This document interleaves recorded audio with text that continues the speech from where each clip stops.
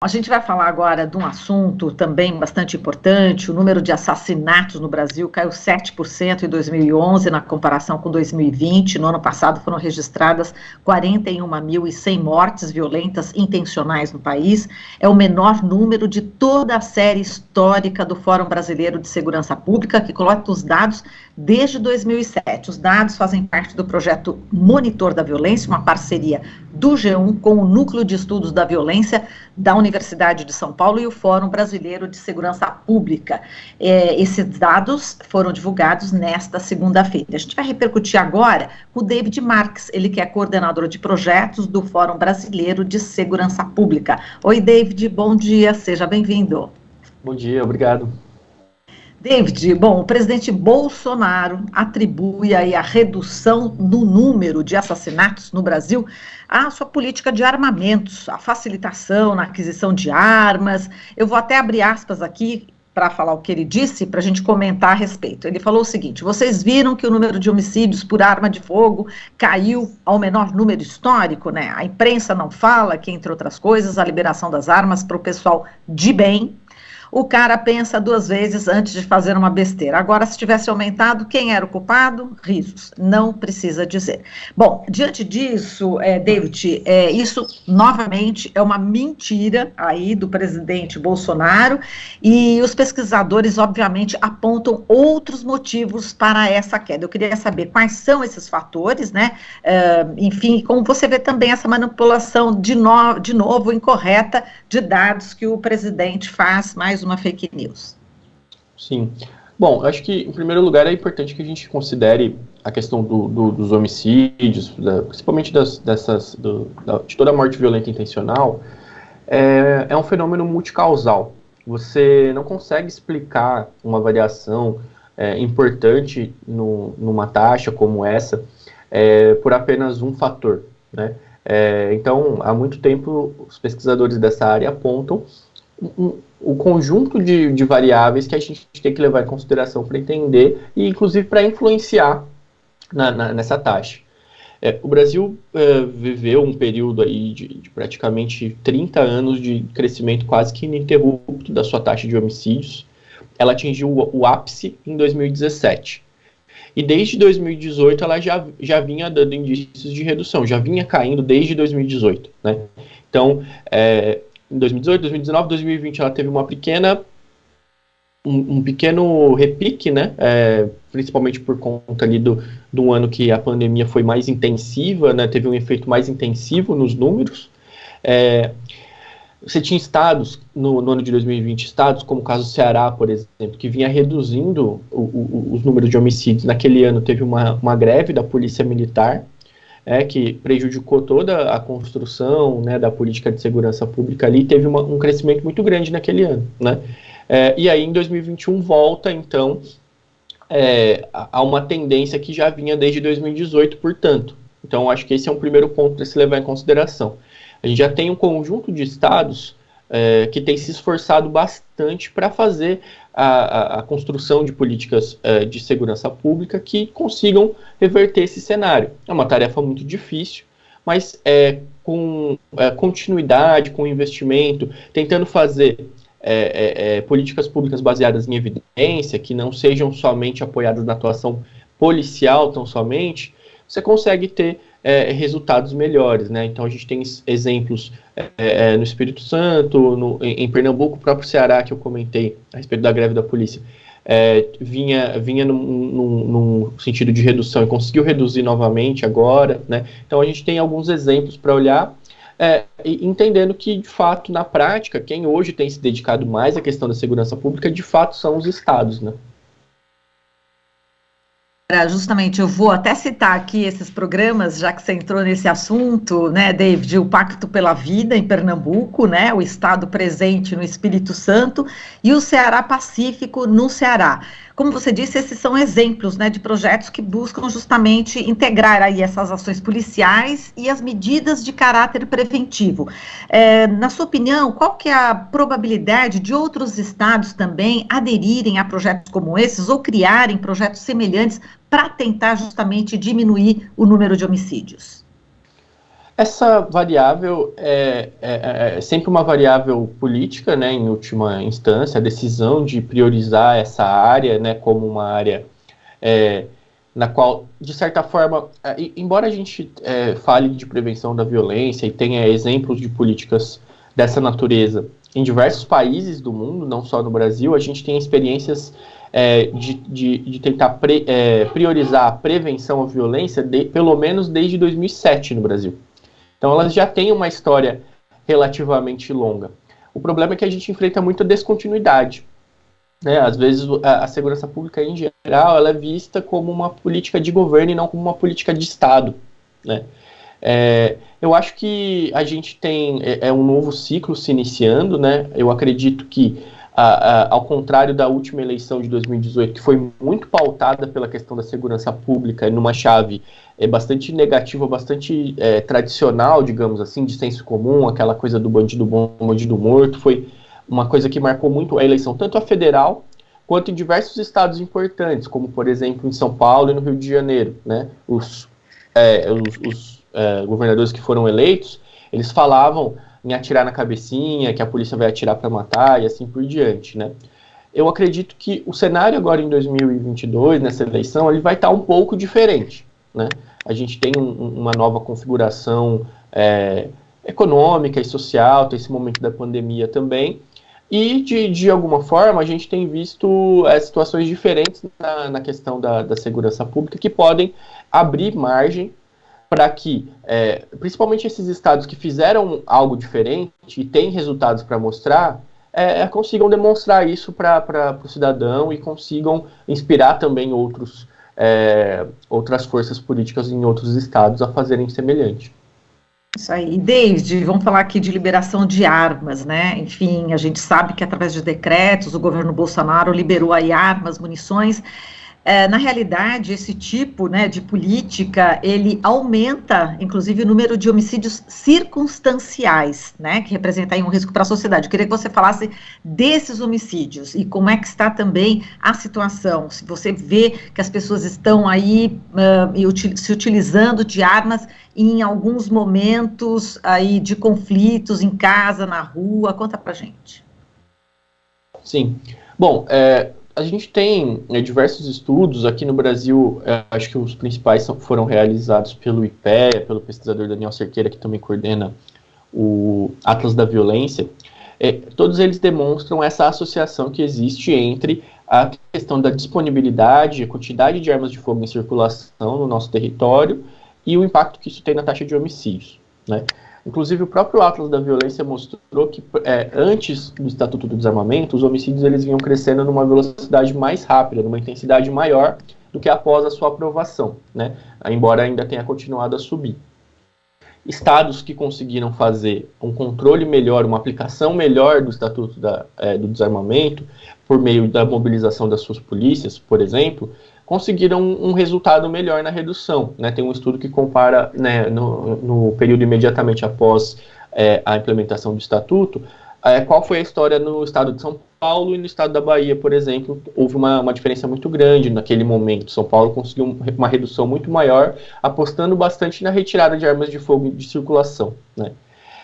Por outro lado, como eu disse, a questão dos homicídios ela é multicausal e a questão da disponibilidade de armas de fogo é um dos fatores que vai influenciar. Né? O peso relativo desse fator vai depender do conjunto, né? Do que tem sido feito pelas polícias, enfim. O que nós sempre temos chamado a atenção nesse debate sobre as armas é essa flexibilização, esse aumento, além de ser temerário por aumentar a quantidade de armas em circulação, ele tem sido feito ao passo em que os mecanismos de controle para que você evite desvios, que você evite que essas armas adquiridas no mercado legal vão parar no mercado ilegal, vão parar na mão de criminosos, por exemplo. Esses mecanismos eles não estão sendo fortalecidos, eles não estão sendo aperfeiçoados, sendo que eles já eram muito deficitários. Você não tem uma integração de bancos de dados de informação sobre armas entre a Polícia Federal e o Exército, que gerenciam grupos diferentes de pessoas que podem ter arma de fogo, né?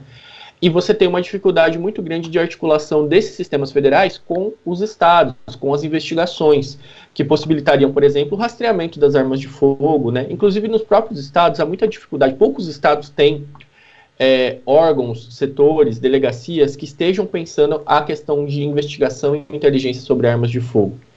Isso é um problema muito grande, porque a arma de fogo tem uma vida útil muito longa. Então, os efeitos desse descontrole de hoje, eles vão ser sentidos por muito tempo ainda. Seja porque a gente poderia experienciar reduções maiores até na taxa de homicídio, seja porque ela pode, em determinados momentos, voltar a crescer. E aí isso vai impactar não somente esses homicídios interpessoais, os feminicídios, até mesmo os suicídios, se você olhar nos números. Mas também essa disponibilidade, esse fluxo de armas de fogo pode impactar, inclusive, os homicídios internos às dinâmicas criminais, às facções criminosas, ao crime organizado também. Falando em crime organizado, David, a diminuição do número de mortes também está relacionada com a dinâmica do crime organizado no Brasil? Como é que você tem visto esse setor, né, do crime organizado? Sim. Bom, a gente, praticamente nos últimos 20 anos, 15 anos, a gente tem que se preocupar sempre com a questão do crime organizado e das facções, sobretudo essas facções de base prisional, porque o peso relativo que elas têm na taxa de homicídio é um peso muito significativo. A gente teve um processo de surgimento desses agrupamentos no Sudeste, em São Paulo, com o primeiro comando da capital, e no Rio de Janeiro, com o Comando Vermelho, que tiveram impactos importantes no Sudeste, e depois, com o desenvolvimento do mercado, o Brasil passando, além de ser o que era chamado de corredor para o tráfico de drogas, também passando a ser um país importante no consumidor, né, ampliou muito o seu mercado consumidor de drogas, acabou fazendo com que esse cenário se ampliasse. E, inclusive, essas facções do Sudeste passassem a avançar em direção a outros estados, procurando mais mercados e também se aproximando dos países produtores, né? Esse movimento de expansão das facções do Sudeste, sobretudo, ela vai encontrar outros grupos pré-existentes ou em surgimento nos demais estados do Nordeste, por exemplo, ou do Norte, e vai, ao chegar nesses locais, ela vai rivalizar ou vai se articular com esses grupos já existentes. Então, essa cena da criminalidade, ela vai ter um impacto grande na taxa de homicídios, principalmente na medida em que as autoridades de segurança pública não lidarem bem com o assunto ou entenderem que não é interessante para a segurança pública fazer a prevenção desse tipo de homicídio. Enquanto muitas pessoas pensam que enquanto for bandido matando bandido, está tudo certo, né? Você está resolvendo um problema, não gerando um outro problema. O que é um erro muito grande, né? Porque é justamente essa configuração do sistema prisional, por exemplo, que permitiu o surgimento dessas facções, mas continua permitindo o seu crescimento e fortalecimento, né? As péssimas condições de cumprimento de pena e de oferecimento de segurança dentro dos presídios jogam a favor das facções e não contra elas, né? E nesse ano de 2021, acho que o ponto importante a ressaltar se a gente tem um cenário de menos conflitualidade na maior parte dos estados, dentro do crime organizado, você vai encontrar na região norte um cenário diferente. A região norte, embora o Brasil tenha reduzido 7%, na região norte a gente teve um crescimento de 10%. Na maior parte dos estados da região norte a gente teve esse crescimento. A gente soltou um estudo no final de 2021, analisando o período de 2018 a 2020, nos estados da Amazônia Legal. E a gente mostrou um processo de interiorização da violência, justamente para se aproveitar desses modais de tráfico que vêm de outros dos países produtores, que fazem fronteira com o Brasil naquela região, e a partir daí essas facções vão disputar esses locais e vão gerar esses conflitos. Né, esses conflitos vão gerar essa alta produção de mortes, né? Então, aí a necessidade de se pensar um novo projeto de segurança pública para essa região, que envolva uma grande articulação das instituições, não apenas das estaduais, mas naquele território, principalmente das federais também. Perfeito, vou aproveitar que você já citou aí a região norte do país, vou até dar aqui os dados do próprio estudo de vocês, que os dados mostram que em 21 estados do país houve a redução de assassinatos no ano passado, embora a maior queda tenha sido registrada no Acre de 38%, outros estados tiveram aumento de mortes violentas, sendo que 4 deles estão na região norte, como você falou, Amapá, Amazonas, Roraima e Rondônia. E a maior alta foi registrada no estado amazonense, aumento de 54% nos casos de homicídio, pulou o número de homicídios de 1.019 para 1.571. Tem a ver também com a questão do desmatamento deliberado na região, David? Sim, esse estudo que eu comentei, ele tenta pensar a questão dos homicídios na região como um todo e suas conexões com os ilícitos ambientais. O que a gente verificou nesse processo de interiorização é que a região amazônica, seus estados e municípios, no território há um imbricamento muito grande de diferentes tipos de ilegalidades, né? Se por um lado a gente tem esse processo do crime organizado relacionado principalmente com o tráfico de drogas que eu mencionei, né, se aproximando dos países produtores, por outro lado a gente tem também um conflito agrário, um conflito fundiário efervescente, que tem se intensificado nos últimos anos, né, e produzido o maior número de vítimas. Recentemente a gente viu, inclusive, cenas desse tipo de conflito, inclusive na chacina de Pau d'Arco, né, a gente pode lembrar desse caso que aconteceu no Pará, entre outros. Então, essa conflitualidade pelo uso da terra, inclusive em terras que são não destinadas, a gente tem esse problema da sua associação importante com esses ilícitos ambientais, que vão desde o desmatamento até a questão do garimpo ilegal, por exemplo, mas passando, por exemplo, pela grilagem de terras, né? Em alguns pontos desse território, você vai ver, inclusive, a conexão do crime organizado com o garimpo ilegal, por exemplo, né? E isso é um cenário que a gente tem chamado a atenção, que não é um cenário de fácil resolução. Não é um cenário de fácil resolução porque as propostas que hoje existem, as ações que hoje são realizadas, elas são focadas tão somente na questão da militarização dessa região, né? Ou com o envio da Força Nacional de Segurança Pública, ou com a atuação, de fato, dos militares, né? E o que nós temos defendido é que a gente precisa para essa região de um projeto de segurança pública.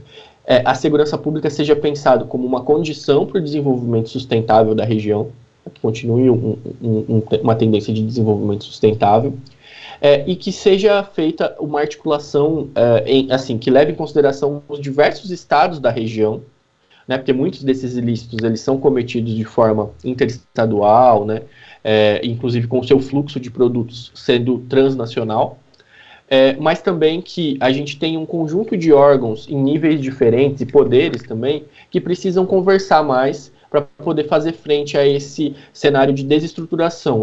O gap de Estado ele é muito grande em determinados municípios da região, né?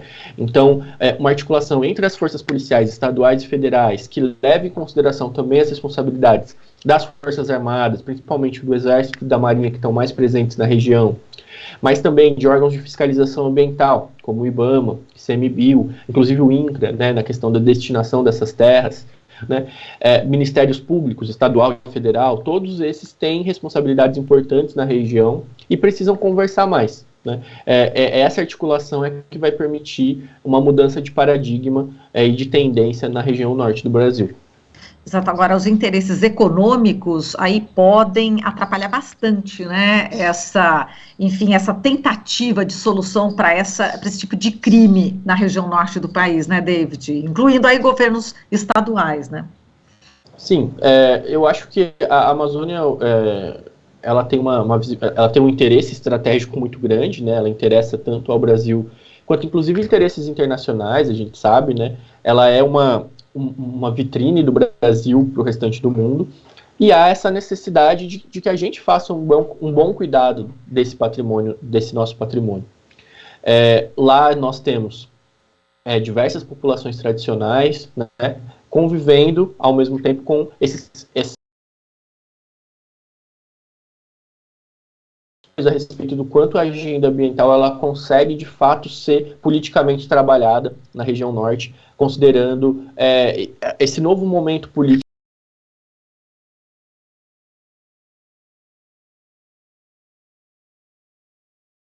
ao debate público de uma forma qualificada as informações sobre a Amazônia e apresentando propostas de caminhos a seguir, né? Cabe a esse grupo, né, a esses grupos de pessoas interessadas, conseguir mobilizar, inclusive, os atores políticos locais, e encontrar formas de fazer esse debate propositivo, encontrando caminhos para esse desenvolvimento sustentável. Como eu disse, qualquer projeto que se coloque hoje para a região, ele não pode deixar de considerar a segurança pública como uma etapa fundamental, né? E para isso, sim, vai ter que lidar com os mais diversos interesses, econômicos, inclusive, e também com os interesses corporativos, né? A gente citei aqui os exemplos de todas as instituições que precisam estar envolvidas nesse esforço. E não é uma tarefa fácil, né, fazer essa articulação, né? E ela seria muito mais facilitada se houvesse uma prioridade política ou, inclusive, uma indução por parte do governo federal em relação aos estados da região, né? Isso a gente vai ficar sabendo melhor se vai acontecer ou não a partir do final desse ano, começo do ano que vem, depois das eleições, né? Falando em eleições, esse é um tema, a segurança pública é sempre bandeira de candidatos, e a gente sabe que a gente está num governo aí de extrema direita, tem essa questão toda ideológica, como você disse também, a respeito, né, que sempre foi falado, bandido bom, bandido morto, mas houve uma mudança, né, nesse cenário, mas de qualquer forma, como é que você vê esse tema, segurança pública, como é que deve ser abordado agora nas próximas eleições? Sim. Eu acredito que o tema, ele vai ter o debate local sobre a segurança pública, ele vai ter diferentes configurações nos estados, né, depender da situação que o estado estiver vivendo naquele momento. A gente tem acompanhado nos últimos anos uma certa variação na preocupação, assim, as pesquisas de opinião pública mostram a segurança pública entre as principais preocupações dos brasileiros. Mas mudou um pouco de posição nesses últimos anos, perdendo espaço para a Covid, né, para a pandemia, e para a questão econômica, né? A gente debateu, como eu disse, em 2018, segurança pública como talvez uma das principais chaves da eleição. Hoje eu não acho que seja a principal no debate público, embora seja fundamental para a questão da governabilidade. A gente debateu ao longo de 2021 muito fortemente a questão da radicalização política dos policiais, né, e a importância de que haja um diálogo muito importante de diferentes segmentos, diferentes forças políticas com os grupamentos policiais, assim como uma atitude proativa de órgãos de controle, como, por exemplo, os ministérios públicos estaduais, com relação à conduta desses agentes, né? A gente tem defendido também, entre outras coisas, a introdução, né, da questão da quarentena para as carreiras policiais, para as eleições, para que não ocorra um fenômeno que tem se tornado muito comum, que é daquele policial que mobiliza para a greve, por exemplo, e depois no dia seguinte volta para trabalhar no quartel, né? Isso dentro da instituição policial, que é um serviço público fundamental, né? Isso é muito complicado, né? Acaba contaminando muito as tropas com relação a esse discurso excessivamente político, e de certa forma aponta também a necessidade de valorização dessas carreiras policiais e do diálogo por melhorias de trabalho, mas por outros caminhos, né, por outros canais que precisam existir. Então eu acho que o tema policial, ele vai importar muito, principalmente se você olhar hoje o que tem acontecido em Minas Gerais, por exemplo. Esses indicativos de greve das forças de segurança. Isso é um ingrediente muito complicado, porque ele pode desestabilizar todo um estado, né, e inclusive a relação desse estado com o governo federal, se ele precisar de envio de tropas federais para fazer uma manutenção da segurança num momento de crise, com uma greve de policiais e etc. Mas também ele pode prejudicar muito a governabilidade se o governador eleito ele não tiver uma boa capacidade de diálogo e de negociação com as forças policiais. Governadores, eles hoje, em alguns casos, podem se considerar reféns das polícias. né? Porque tem que atender a todo tipo de negociação, inclusive salarial, mesmo sem ter condições para isso, sem conseguir fazer frente a essas forças, né? Então, talvez não seja o ponto fundamental do debate público, mas ele precisa ser muito levado em consideração e trabalhado pelas lideranças políticas para que a governabilidade possa acontecer no momento pós-eleições. David, a gente agradece aqui a sua participação, muitíssimo obrigada por essas informações, né, que você acaba de compartilhar conosco. Um forte abraço e até uma próxima, hein? Um abraço, tchau, tchau. Até mais, tchau, tchau. Falamos aqui com o David Marques, coordenador de projetos do Fórum Brasileiro de Segurança Pública. Você está ouvindo Jornal Brasil Atual. As notícias que os outros não dão.